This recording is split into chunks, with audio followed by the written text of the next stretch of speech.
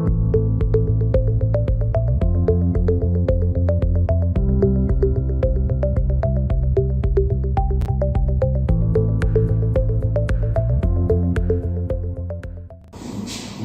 chers élèves, bonjour chers parents. Alors aujourd'hui, nous continuons avec le projet 3, la séquence 1, et cette fois-ci, nous allons, chers élèves, passer à une séance, celle de la grammaire. Alors, la leçon proprement dite aujourd'hui est le pronom relatif.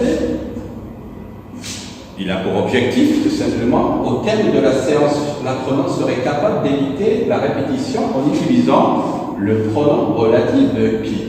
C'est-à-dire, tout simplement, ce que l'objectif, nous allons le voir, vous allez voir, bien sûr, à la fin de la séance. Vous devez, tout simplement, essayer d'éviter la répétition grâce au pronom relatif qui.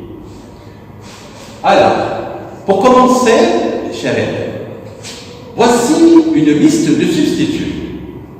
Il, lui, elle, leur et là.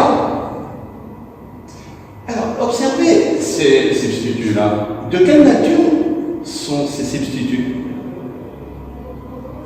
Vous avez vu, bien sûr, ces substituts sont des substituts grammaticaux, chose que vous avez déjà eu le plaisir de voir dans la séquence, dans le projet 2, et avec les substituts lexicaux. Alors, ensuite, comment on les appelle? Oui, on les appelle tout simplement des pronoms. Bien. Alors, dans quel but on les utilise justement, ces pronoms? On les a vus, voilà, lors de la dernière fois. Oui, très bien. Alors, ces pronoms sont utilisés pour éviter, évidemment, la répétition. Voilà. Voilà ce que nous avons à dire. Nous allons passer ensuite, pour enchaîner,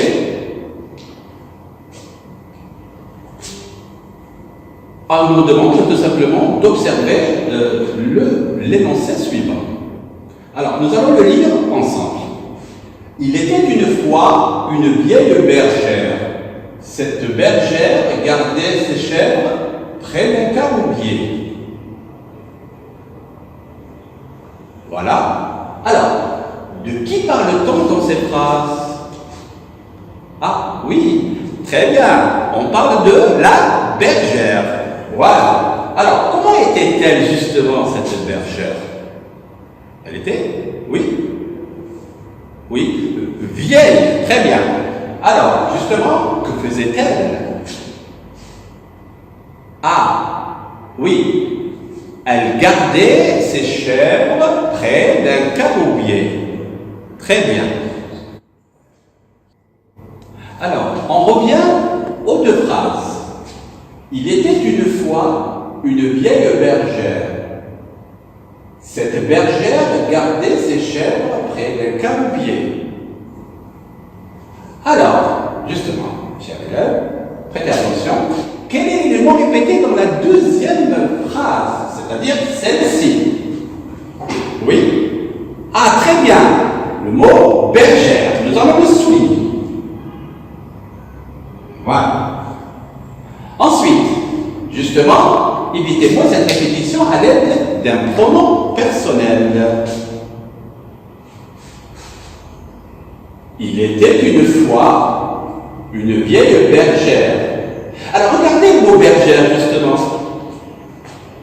Bergère, une bergère, donc c'est féminin. Alors, par quoi allons-nous remplacer, ou quel est le pronom qui remplace un nom féminin? Ah, oui, elle, très bien, voilà. Elle, je reprends, il était une fois une vieille bergère. Alors, j'efface ce mot-là et je le remplace tout simplement par ce pronom personnel. Il était une fois une vieille bergère. Elle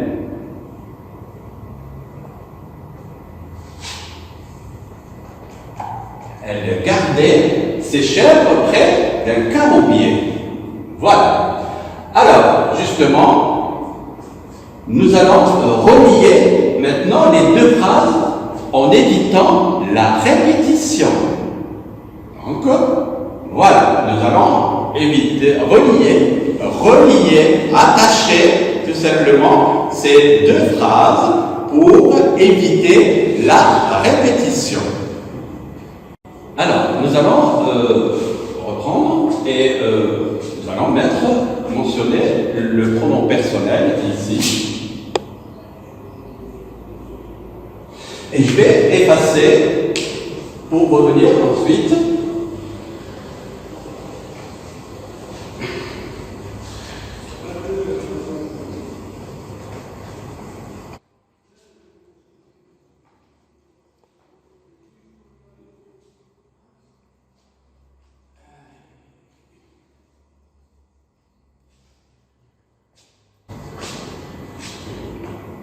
Alors, nous continuons.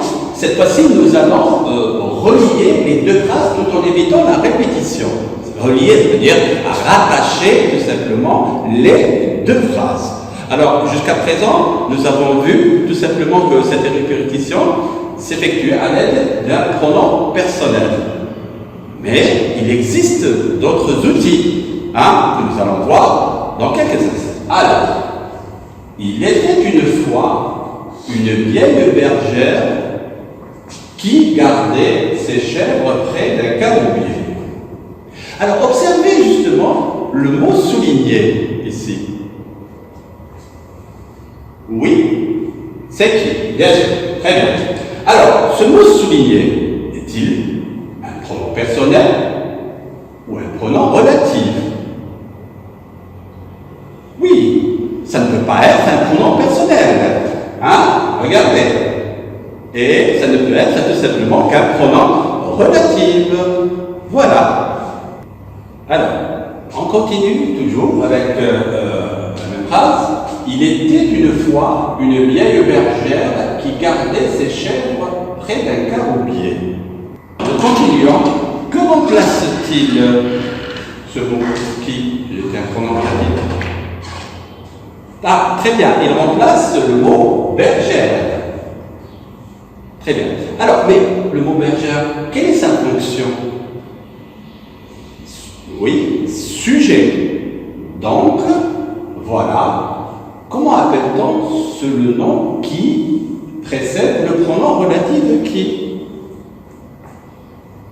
On l'appelle tout simplement un antécédent. Voilà.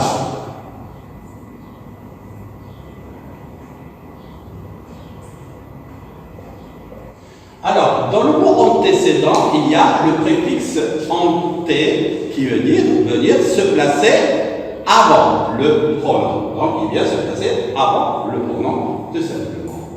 Maintenant, il était une fois une vieille bergère qui gardait ses chèvres près d'un caroubier. Donc, la même chose. Alors, observez l'expression soulignée. Qui gardait ses chèvres près d'un caroubier. Cette expression veut dire, tout simplement, est-ce un nom, un groupe nominal ou une proposition subordonnée relative? Ah oui, très bien, c'est une proposition subordonnée relative. Voilà. Alors, nous allons synthétiser ce que nous avons appris depuis le début de la séance sous forme d'un schéma.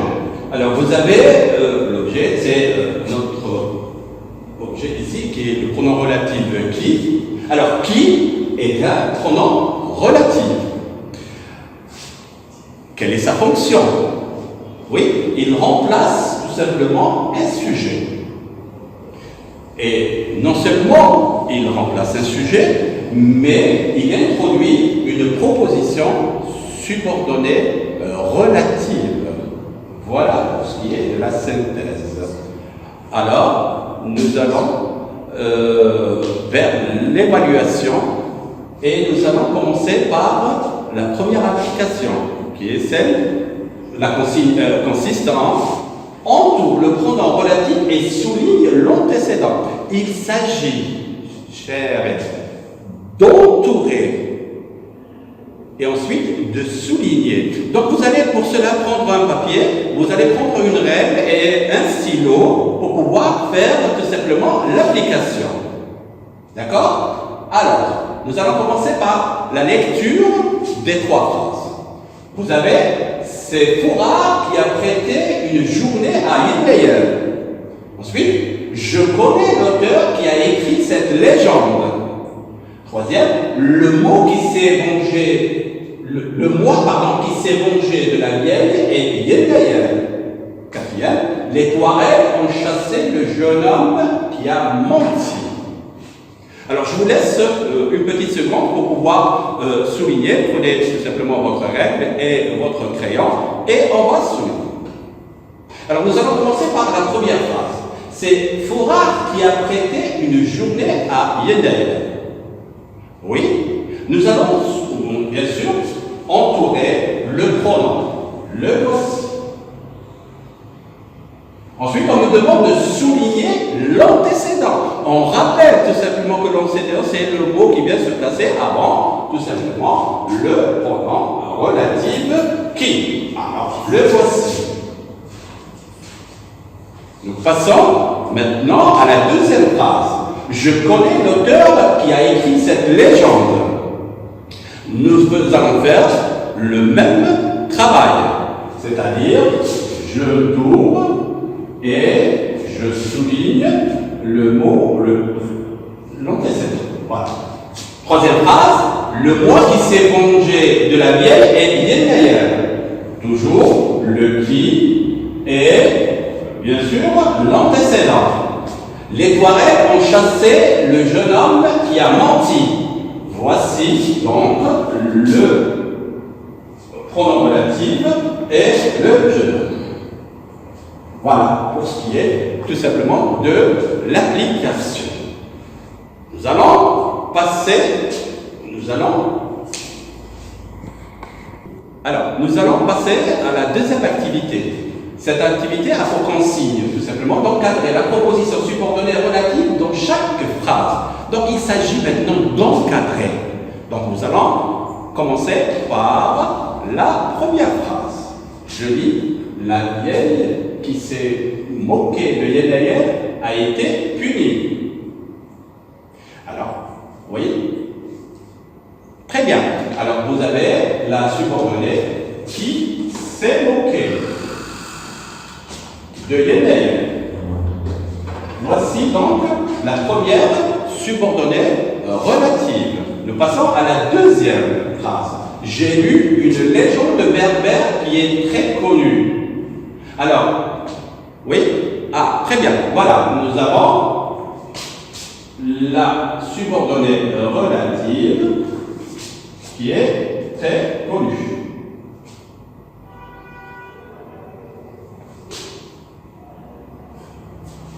Dernière phrase, Badour était un jeune bédouin qui a trouvé une source. Oui. La relative, c'est la subordonnée relative est qui a trouvé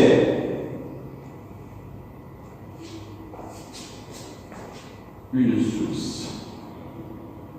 Voilà pour, très bien, voilà pour ce qui est de la deuxième application. Alors, vous avez dû constater que ici, nous avons à faire une incise, c'est-à-dire que la subordonnée se trouve au milieu, tout simplement, de la phrase.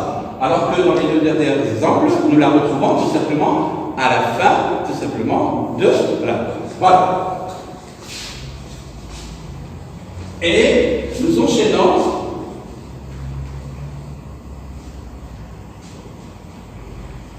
avec la troisième application. Nous enchaînons avec la troisième application. Et là, lorsqu'on lit tout simplement la consigne, nous remarquons tout simplement qu'on revient tout simplement à l'application de notre objectif, qui est celui d'éviter la répétition à l'aide d'un pronom relatif. Donc, ça va on revient tout simplement à notre objectif. Alors, pour cela, nous avons trois paires de phrases. Première phrase, Icare était un petit garçon grec. Icare a essayé de voler grâce à des ailes. Alors, nous allons essayer d'attacher. Alors, avant d'attacher, petite précision, quel est le mot répété ici, tout simplement, dans la deuxième phrase? Vous avez le mot Icare. Alors, justement, quelle est sa fonction? Oui, on avait dit tout à l'heure qu'il avait la fonction de sujet. Donc, il a la fonction de sujet. Alors, maintenant, s'il a la fonction de sujet, ça veut dire tout simplement que nous devons appliquer ou procéder par le pronom relatif qui. Alors, essayez tout simplement de me donner ou de me rattacher tout simplement ces deux phrases. Alors, on obtient, oui, très bien.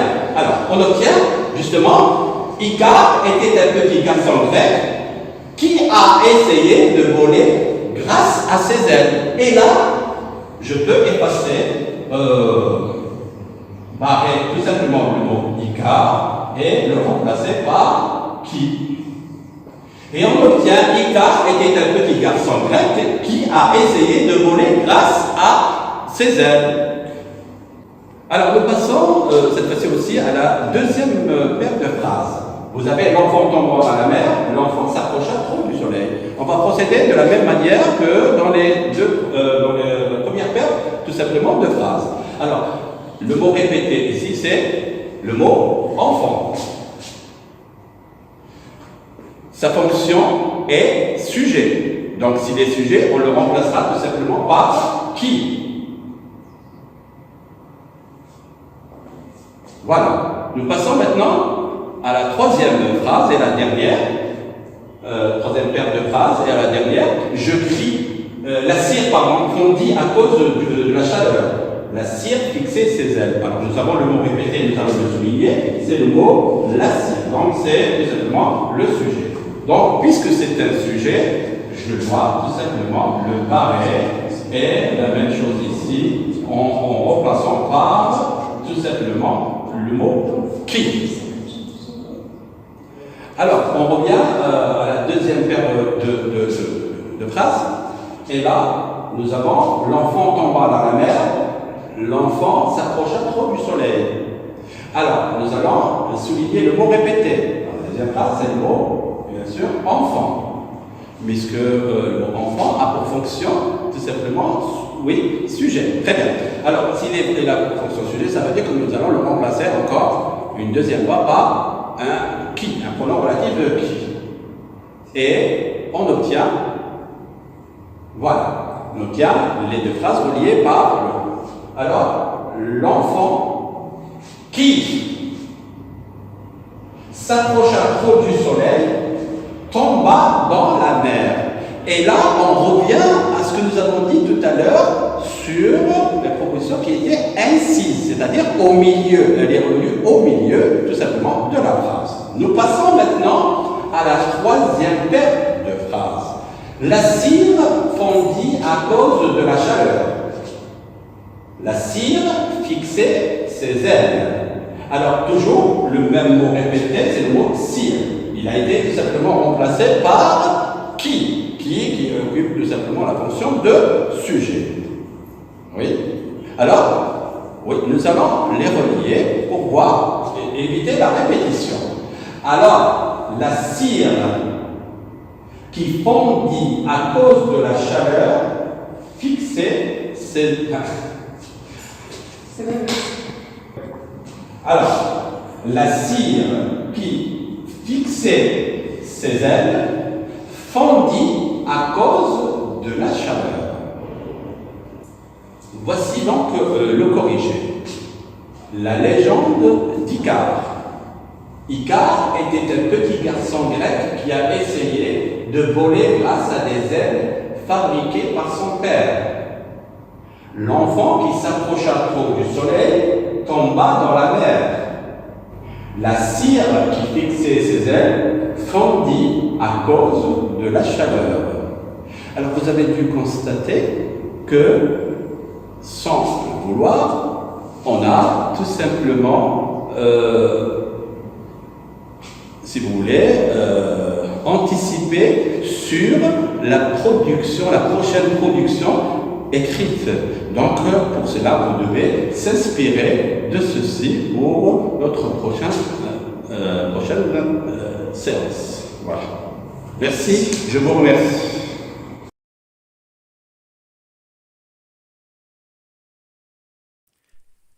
شكرا على المشاهدة. لا تنسوا الاشتراك في القناة، الضغط على الجرس، الإعجاب بالفيديو.